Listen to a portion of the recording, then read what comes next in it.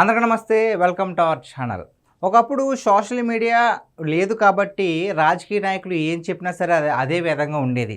అంటే ఒక ప్రసంగంలో ఒక మాట చెప్పి దాని తర్వాత మర్చిపోయి, లేదంటే ఏదైనా తప్పుగా మాట్లాడినా, లేదంటే అయోమయంగా మాట్లాడినా సరే ప్రజలు అప్పటికప్పుడు విని కాసేపు చర్చించుకుని వదిలేసుకునేవారు. ఎందుకంటే ఆ విజువల్స్ కానీ, ఆ వీడియోస్ కానీ బయటకు వచ్చేవి కాదు.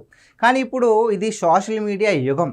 సో టెక్నాలజీ యుగం కాబట్టి మనం ఏం మాట్లాడినా సరే అది 1000 సార్లైనా సరే ప్లే చేసి చూసే అవకాశం ఇప్పుడు ఉంది. కాబట్టి ఏ రాజకీయవేత్త అయినా లేదంటే ఇంకెవరైనా సరే ఏదైనా మాట్లాడే ముందు 1000 సార్లు ఆలోచించి మాట్లాడాల్సిన అవసరం అయితే వచ్చింది. ఎందుకంటే ఇదివరకులాగా ఏం చెప్పినా సరే ప్రజలు నమ్మేస్తారు, సో ఏముంది అనుకుంటున్నారు. కానీ ఇప్పుడు మనం ఏం చెప్పినా సరే దాన్నే పట్టుకుంటారు. సోషల్ మీడియా అనేది ఒకటి ఉంది.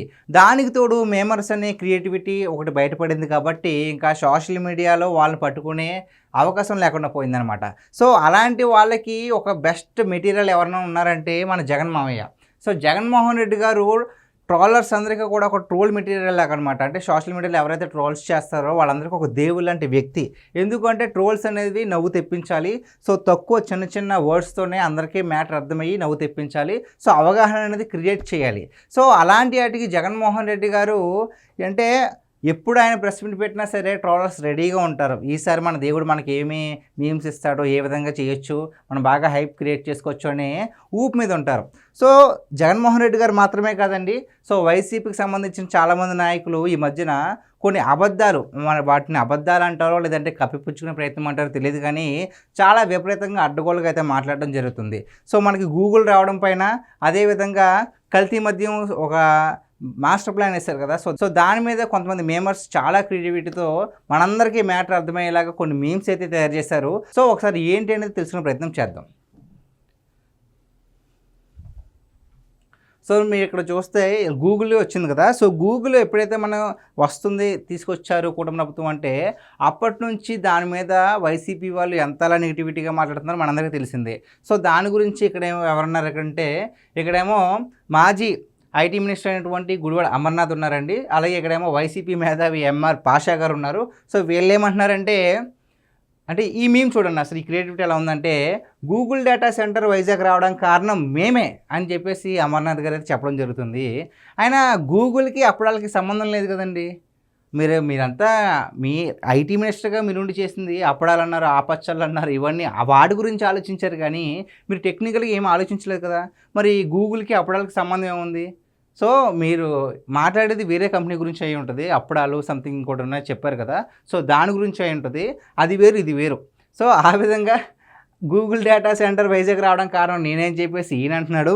ఇంకొక వ్యక్తి పాషా ఏమంటున్నాడంటే డేటా సెంటర్ ఒక గోడౌన్ లాంటిది, బయట ఒక గోర్ఖాని పెట్టి వదిలేయచ్చు అని చెప్తున్నారనమాట. అంటే మినిమం నాలెడ్జ్ లేదు.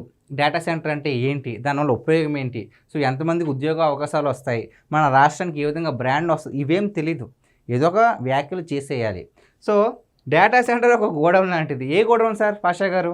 అంటే మీ వైసీపీ వాళ్ళు అధికారంలో ఉన్నప్పుడు అడ్డగోలుగా దోచుకున్న తర్వాత ఆ డబ్బునంతా దాచిపెట్టుకోవడానికి గోడౌన్స్ ఎలా కట్టుకున్నారో ఇది కూడా అలాంటి గోడౌన్ అనుకోవడం మీ అమాయకత్వానికి వదిలేస్తున్నాను.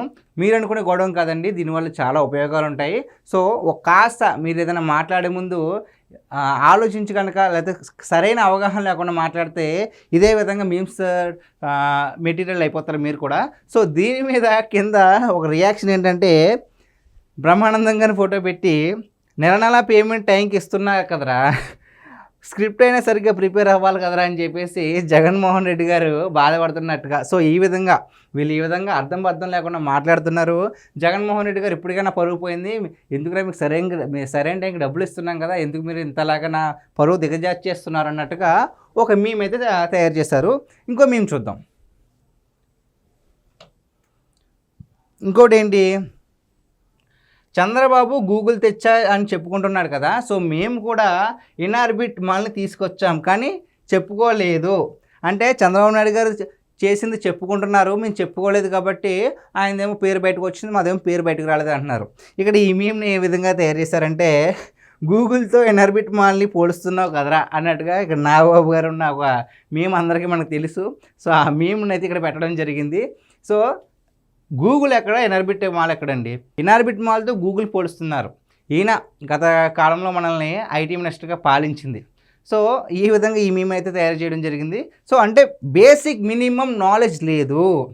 సో ఏదో ఒక విధంగా కప్పిపుచ్చుకోవాలి అని చెప్పేసి వస్తారు, వచ్చి ఏదేదో మాట్లాడతారు. కల్తీ మద్యం కేసు నిందితులతో జోగి రమేష్, జనార్దన్ రావు, అతని సోదరులు జగన్మోహన్ రావులు ఎవరో నాకు తెలియదు అని బకాయించిన జోగి రమేష్. సో ఈ మీమ్ ఒకసారి చూడండి. ఇది నకిలీ మద్యంకి సంబంధించింది. జోగి రమేష్ ఏమన్నారు, జనార్దన్ రావు అంటే ఎవరో నాకు తెలియదు, వాళ్ళ తాత నా తాత ఫ్రెండ్స్ అని కొంతసేపు చెప్పాడు, అసలు వాళ్ళ తాతకి మా తాత సంబంధం లేదంటాడు. అసలు జోగి రమేష్ అంటే ఎవరో కూడా నాకు తెలియదు, ఎప్పుడు కలవలేదని చెప్పేసి కాకమ్మ కబుర్లు చెప్పారు. ఏంటి, ఎలాగో నకిలీ మద్యం కేసు బయటకు వస్తుంది కదా, సో ఏ విధంగా తప్పించుకోవాలని చెప్పేసి నాటకాలు ఆడారు. కానీ ఎవరైతే నకిలీ మద్యం కేసు నిధులతో జోగి రమేష్, జనార్దన్ రావు, అతని సోదరుడు జగన్మోహన్ రావులు ఎవరు ఇంటికి వెళ్ళారనమాట. నకిలీ జగన్నాథన్ రావు ఇంట్లోని శుభకార్యంలో వైసీపీ మాజీ మంత్రి జోగి రమేష్. చూసారు కదా. సో ఈ మీమ్ ఏంటంటే, ఇక్కడ జోగి రమేష్ ఏమంటాడంట, అమ్మతోడు అది ఎవరో నాకు తెలియదు, అది ఏఐ అని చెప్పేసి ఈ మీమ్ అయితే తయారు చేయడం జరిగింది. సో అంటే వీళ్ళెవరో తెలుసు, బాగా క్లోజ్ ఫ్రెండ్స్, వెళ్ళి శుభకార్యాలకు వెళ్ళారు, అన్నీ మాట్లాడుకున్నారు. తీరా తప్పు బయటకు వచ్చింది కాబట్టి ఆయన ఎవరో నాకు తెలియదని చెప్తున్నారు. కానీ చెప్పాను కదా ఇందాక స్టార్టింగ్లో ఏ విధంగా చెప్పానో, ఒకప్పుడు సోషల్ మీడియా లేదు, ఇప్పుడు ఉంది. సో మీరు ఎన్ని నాటకాలు వేసినా సరే అవి కుదరవు అనమాట. సో నెక్స్ట్ ఏంటనేది ఒకసారి చూద్దాం. సో ఈ నెక్స్ట్ మీమ్లో ఏంటంటే, ఇందాక మనం మాట్లాడుకున్నాం కదా కల్తీ మద్యం గురించి. కూటమి ప్రభుత్వంకి చెడ్డ పేరు తెచ్చేందుకు కల్తీ మద్యాన్ని తయారు చేయించిన వైసీపీ జోగి రమేష్ ప్రజల ప్రాణాలతో చెలగాటమాడిన రాజకీయాల కోసం ప్రజల ప్రాణాలు కూడా లెక్క చేయలేదు కదరా. సిట్ విచారణలో జనార్దన్ రావు బయట పెట్టాడు. సో ఈ జనార్దన్ రావు అయితే ఎవరున్నారో ఈ విధంగా జోగి రమేష్ చేశాడు కప్పిపుచ్చుకోవడానికి అని చెప్తే, జగన్ అయ్యే చేయించాడు, ఇంకెవరి వల్ల కాదు. ఎటువంటి ప్లాన్స్, మాస్టర్ ప్లాన్స్ అన్నీ కూడా సో అయ్యగారే నెంబర్ 1 ఈ విధంగా, అలాగే జగన్ అయ్యే చేస్తాడు, ఇంకెవరి వల్ల కాదు, ఆ విధంగా అనమాట. ఇప్పుడు అన్ని మాటలు చెప్పాడు కదా. ఇప్పుడు జోగి రమేష్ చెప్తేనే నకిలీ మద్యం తయారు చేశా, జనార్దన్ రెడ్డి కీలక ఒక వీడియో రిలీజ్ చేస్తారు కదా. సో దాని గురించి ఈ మీమ్ ఏంటంటే, నీలో ఒక మంచి నటుడు ఉన్నాడు రా జోగి, అంటే నీ అంత బాగా ఇంకెవరు యాక్ట్ చేయలేరు అనే విధంగా. సో ఈ నగరానికి ఏమైందనే ప్యాంప్లెట్ తీసుకుని ఈ విధంగా మీమ్స్ అయితే చేయడం జరుగుతుంది. సో చూసారు కదా. అంటే ఒకప్పుడు మనం ఏం మాట్లాడినా సరే అది ఎవరు పట్టించుకునేవారు కదా, ఎందుకు గుర్తుండదు కదా.